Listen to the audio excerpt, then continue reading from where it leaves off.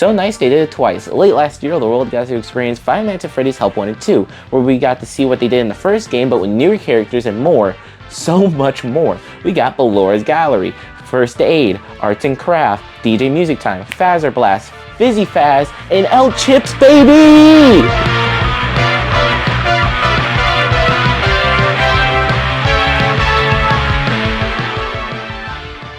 Good morning, dreamers and non-believers, and in my last video I talked about how Steelwood Studios handled Five Nights at Freddy's coming off the coattails of FNAF 6 and UCN with Help Wanted.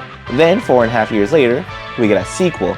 Now you gotta remember, this game came out after the bomb of Security Breach and the mediocrity of Ruin, so a lot was riding on this game. I do mean more than just sales though, I mean the reputation of Steelwood Studios itself. Now I know I'm just a 19-year-old degenerate with strong opinions, emotional problems, and a dream bigger than most think is achievable, but honestly man, I think they smashed it. I love the fact that they used a pizza sim style opening to open this game, especially considering the fact the game takes place in the burnt pizza sim location. I love the fact that the newer characters are getting to be front and center. Like, don't get me wrong, I love the original Faz game, but a man can only take so much. And with a franchise that expands as this, I want to see more characters get the spotlight outside of their original game. And you know I'll get any excuse to get more lefty. I love that the game modes are even more diverse, taking you through the Pizzaplex in its different areas. Man, even the endos, which were one of the best parts of Security Breach, are even getting some love. Man, I love going through this game, finding little secrets here and there. I love going through the gallery, looking at the characters, looking at the little Fast First figures, which sidebar, I would 100% buy if they were real. I love the story of this game and how they tell it. Before I get into the story, consider subscribing. I'm still a very small channel, so if I get 100 subs, I will wear a Gengar onesie the entirety of the next video. So like, it'd be kind of cool. For the lore of this game, you can find it pretty much everywhere. Every level feels like it has some significance to finding out what's going on here. And that's what I love to see. I love seeing every level having some kind of significance to it. Take the Endo Warehouse, for example. Just the premise of this game mode of you teaching the Endos implies they're programmed with some form of the Mimic software. Or Captain Foxy Log Ride. You go through this level, which by the way was teased in Security Breach. You go through this level and it's actually one of the levels important that you have to do to get the Princess Quest ending, because you get the Foxy plush from this game. Talking about the Princess Quest ending, oh my god, they did it. They did, oh my god, the Mad Lads did it. They won up the Glitch Trap stuff scene. You have this locked door in the corner of the room that you've seen since the beginning of the game, and by it has one of the things you need the Faz Wrench to do. So when you eventually get the Faz Wrench, your immediate thought is, let's go to that door. So you get to the door, you unlock it using your knowledge from Ruin. You open the door, you see an inhibitor, which from Ruin keeps you from taking the mask off. You go over, you lower it, but as you lower it, you see the poster that says, clocking out already? Make sure to take off your mask. So you put your hands to your face and you realize you've been wearing a mask this whole time. Oh my god. That moment absolutely crushed it, man. I was losing it. I was losing every last marble and ball I had. I think Matt Pat's reaction sums it up the best. Get out of here! No! Oh, that's awesome! Oh, that is nuts!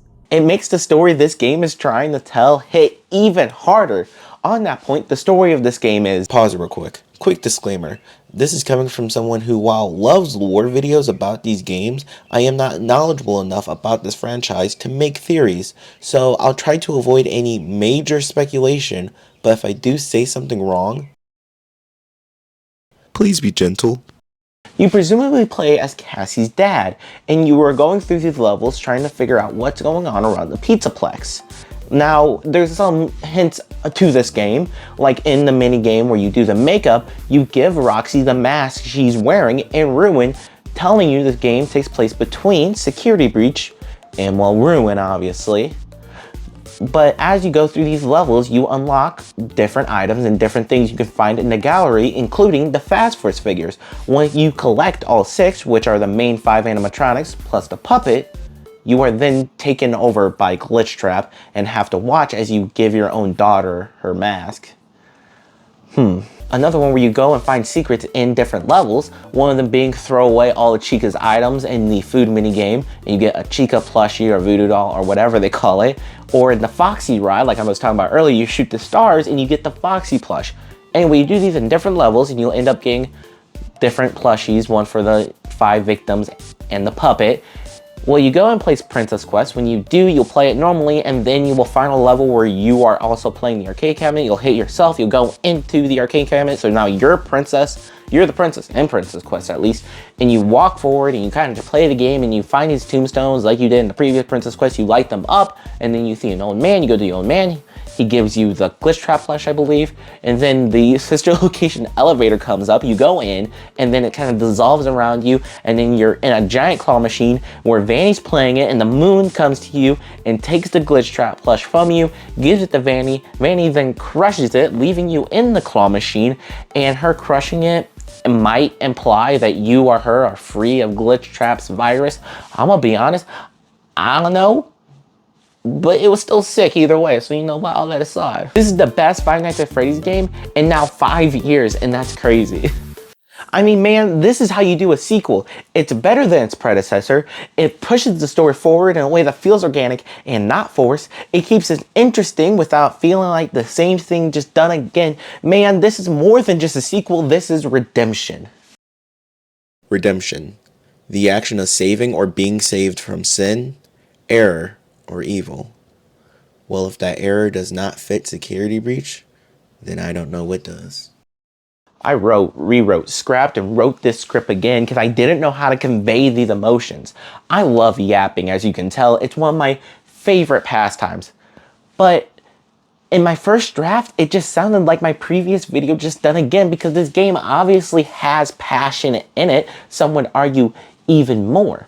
Yet as I wrote this script, I realized why I love this game so much, because it reminded me why I loved Five Nights at Freddy's in the first place. I feel like in the past 4 or 5 years of Five Nights at Freddy's, we had to sludge through a swamp and painfully and slowly get through it, and it deteriorated me. I had lost sight of what made me love this franchise.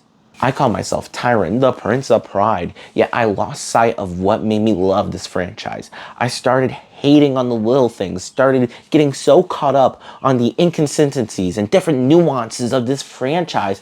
I forgot what made me love this franchise, and that's not something to be prideful of. To psychoanalyze myself for just a second, I feel like Security Breach coming out as broken as it was inexcusable. And as someone who found solace in this franchise, seeing something this broken almost felt like an attack. And that is obviously not the case, obviously. But when you love something this much, seeing something like that does and can hurt. Yet, as I wrote this script, as I was pouring my heart out thinking about this game, I remembered why I liked this franchise, loved this franchise for so long. As I was writing this script, pouring out my love, I found my pride again. My pride of being a fan, my pride of being hopeful, my pride of being the best version of myself I can be, the pride of following my dream, the pride of knowing I'm doing the best I can, the pride of being myself, because that's all I can be, all I want to be is myself. Steel Studios revived my faith in not only them, but the franchise as a whole with this game. I can't get caught up on bad things like that for so long, because it's the little happy things that can really make or break something. Seeing these characters in this game, seeing how they move, how they talk, the dialogue, the way they act towards you, talk to you as if you're real, as if they themselves are real, is something so special. Everything in this game is of service to these characters and the world around them, instead of these characters feeling like puppets, which is kind of funny considering some of them quite literally are. It's things like that that bring me back to little 13-year-old me discovering this franchise for the first time. I can't believe it's been 5 years since the first Help Wanted game. I like to think that if I could go back and talk to me from 2019, even though that version of myself was a little shit, I ended up just growing into someone that little boy would feel safe around. I know it's been only 5 years, but man, it felt like a lifetime. Yet it's games like Help Wanted 2 that help bring me closer to myself. Good night.